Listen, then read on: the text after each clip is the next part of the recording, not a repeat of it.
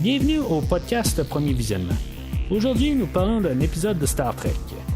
Bien entendu, je vous suggère d'écouter l'émission discutée aujourd'hui avant de m'écouter, car je vais le spoiler complètement. Bonne écoute.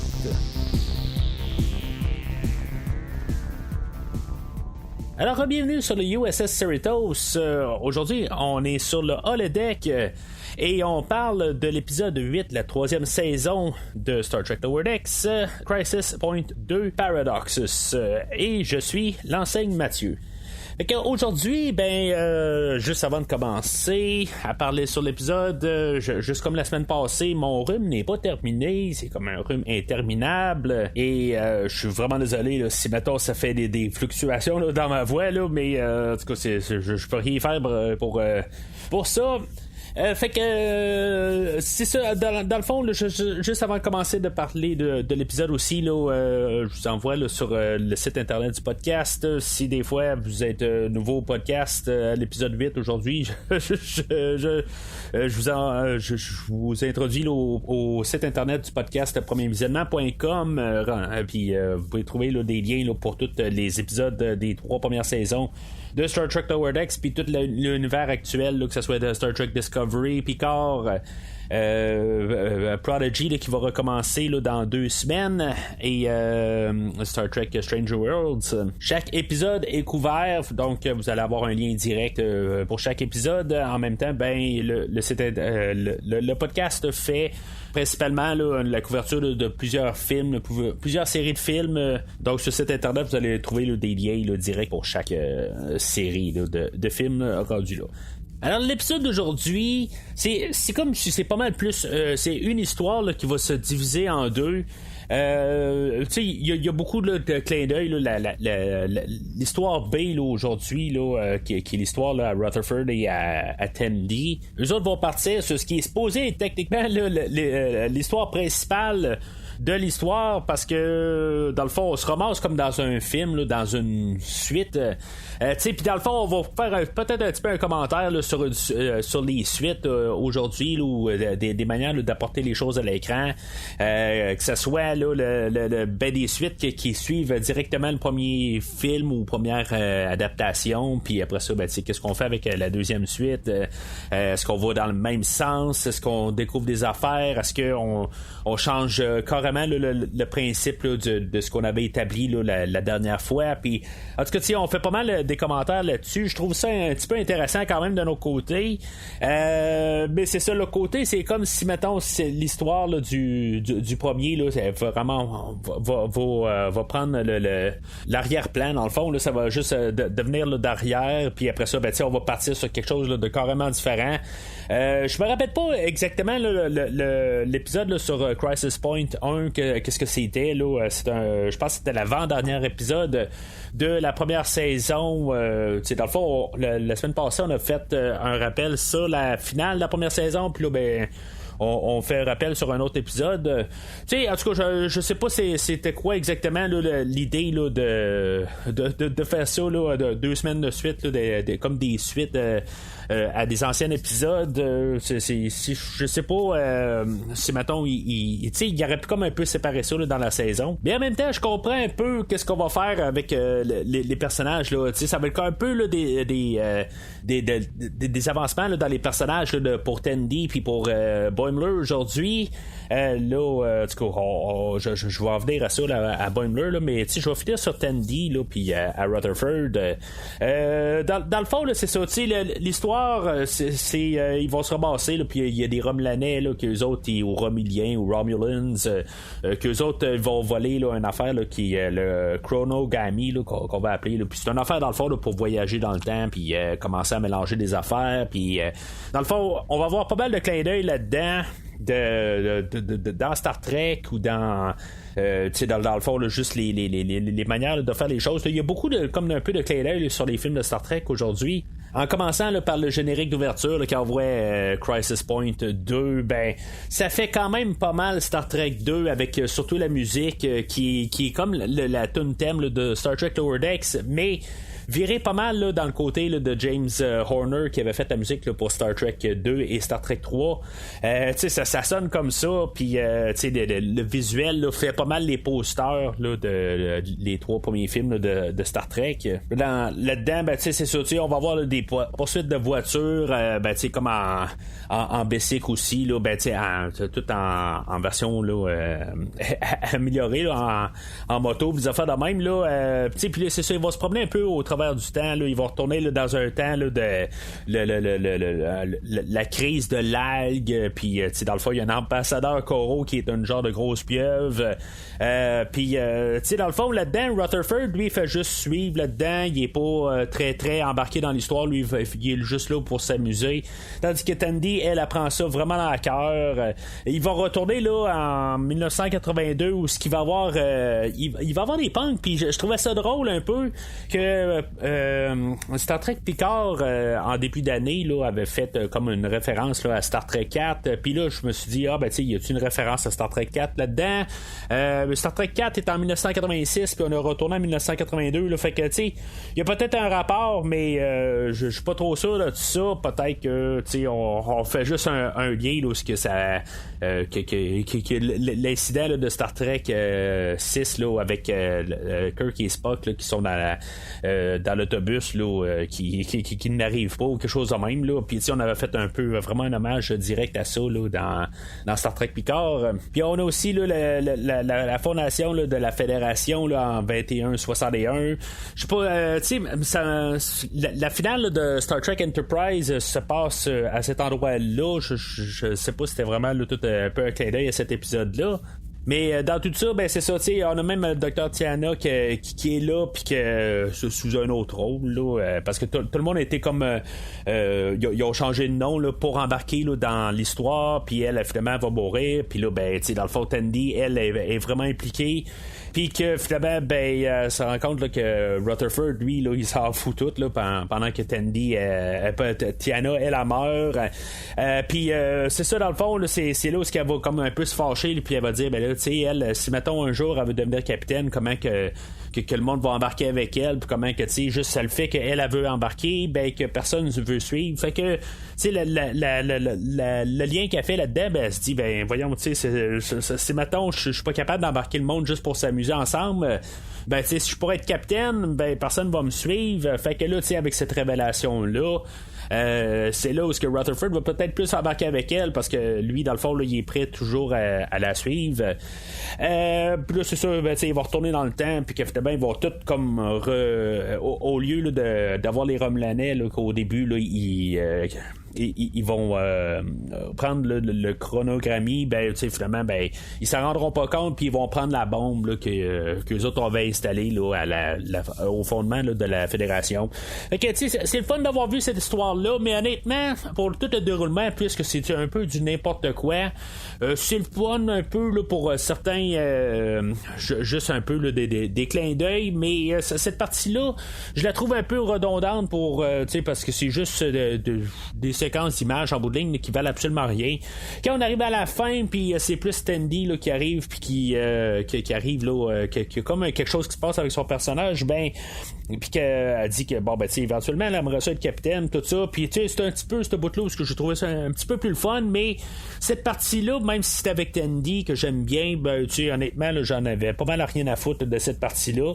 C'est plus la partie Boimler cette semaine là, qui je trouve qui va être là, beaucoup plus intéressante, où ce que lui dans le fond on le dira pas tout de suite en partant, mais il embarque au début, puis il embarque dans l'histoire, puis éventuellement il est appelé là, à ce que Ransom lui va lui dire que finalement son doublon qu'on avait vu là, la saison dernière, que son doublon était resté là, sur le USS Titan, puis que finalement il est mort. Fait que là, dans le fond il y a comme un peu une crise existentielle, que il veut essayer de comprendre un peu là, la vie peut-être un peu, il se pose des questions, c'est tout à fait normal.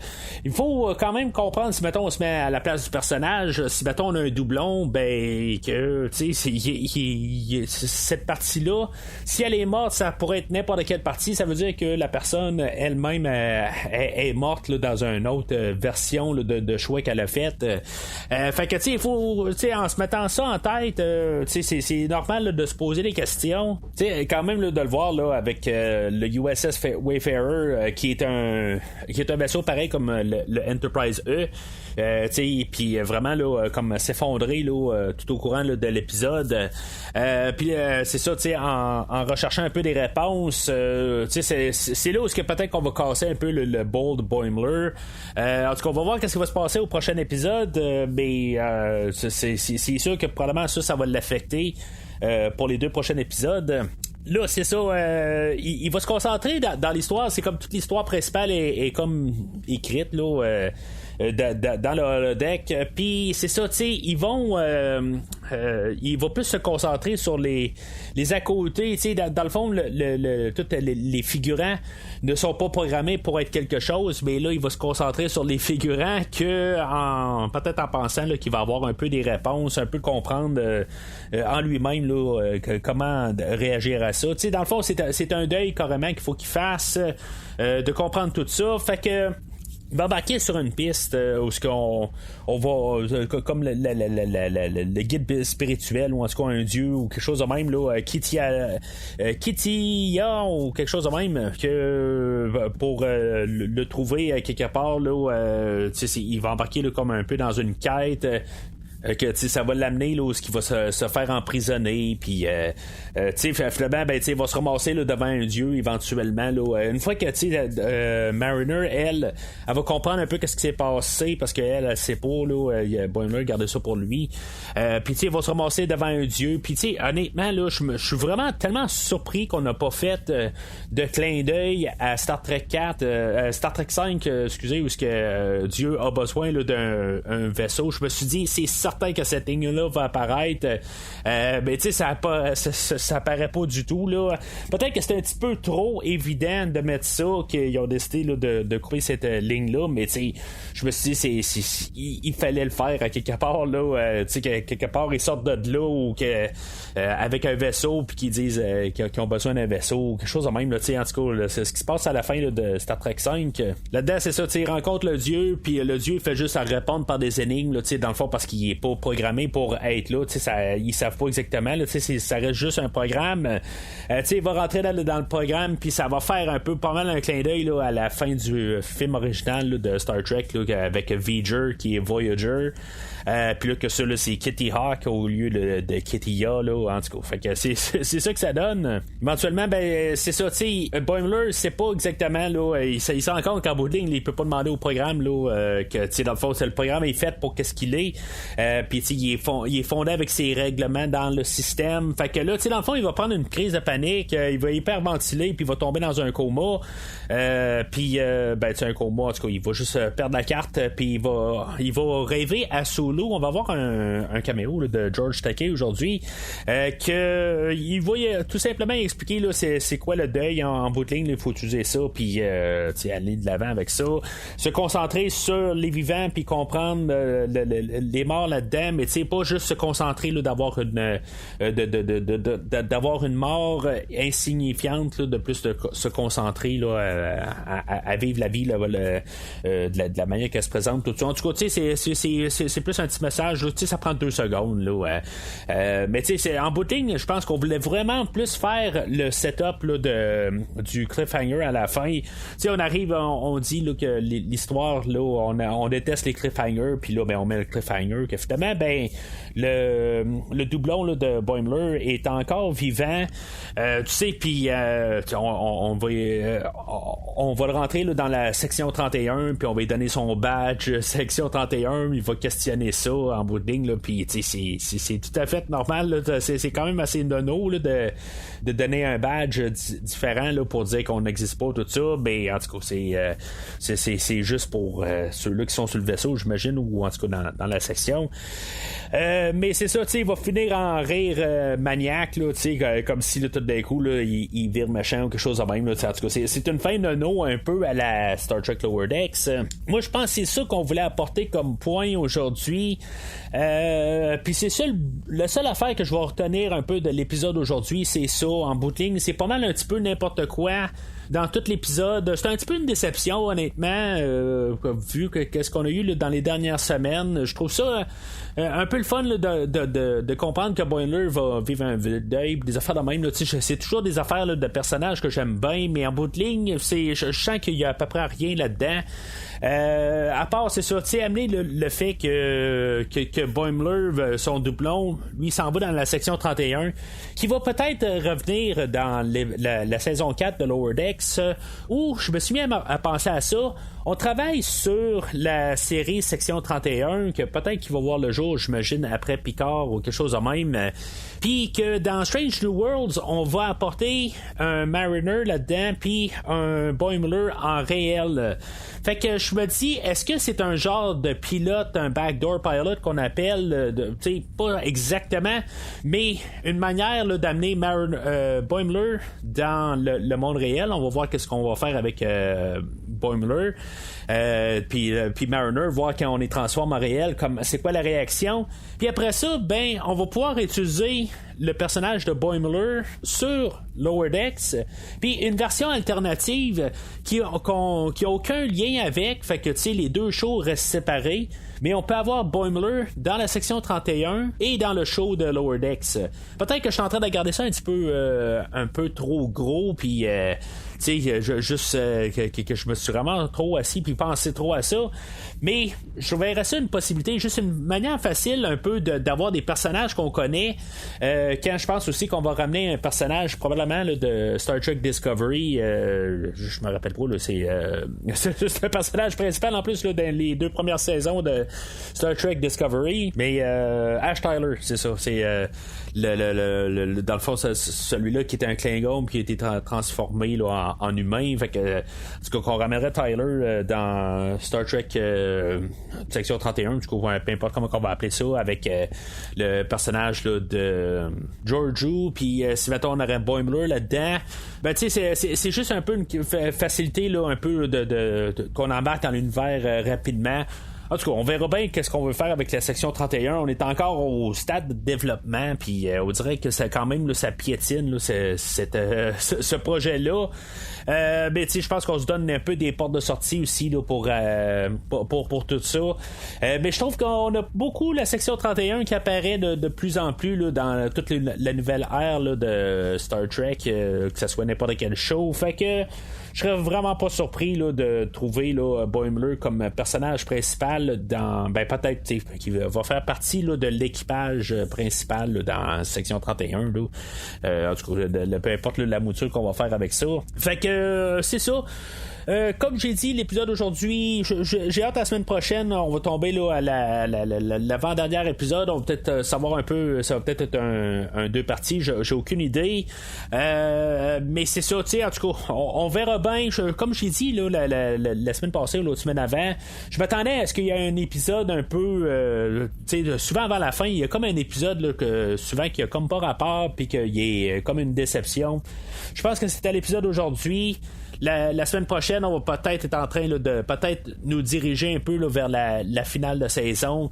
Mais c'est ça, en tout cas, on va voir ça là, la semaine prochaine. Puis, mais c'est ça, en tout cas, c'est un peu une déception aujourd'hui. Cet épisode là, que j'ai un petit peu de misère à passer au travers. Mais c'est ça, je trouve que c'était juste du vide un peu. Ça ressemblait un peu à ce qu'on avait eu en début de saison. C'est comme, c'est pas mauvais, mais c'est juste comme, c'est une séquence d'images. Puis ça, c'est sûr un peu là, que je trouve flat quand on a prouvé là, dans les dernières semaines que on pouvait être pas mal plus qu'une séquence d'images là, dans la série de Lower Decks. Fait que c'est pas mal tout pour aujourd'hui. La semaine prochaine, ben, on en revient avec le 9e épisode de Star Trek Lower Decks, de la 3e saison. Entre-temps, ben, suivez Premier Visionnement sur les réseaux sociaux, Facebook, Twitter. N'hésitez pas à commenter sur l'épisode d'aujourd'hui. N'hésitez pas aussi à laisser une évaluation là, sur peu importe où ce que vous ramassez là, l'épisode ou tout, juste pour aider dans le fond au podcast là, d'évoluer. Plus qu'il y a dans le fond de commentaires, de likes ou de choses là, dans le fond là, que vous donnez là, des étoiles ou n'importe quoi là, peu importe le format là, que chaque distributeur font, ben ça l'aide au podcast là, dans tous les sens. Alors n'hésitez pas à faire quelque chose là-dessus, ça serait vraiment apprécié. Mais d'ici le prochain épisode, longue vie et prospérité.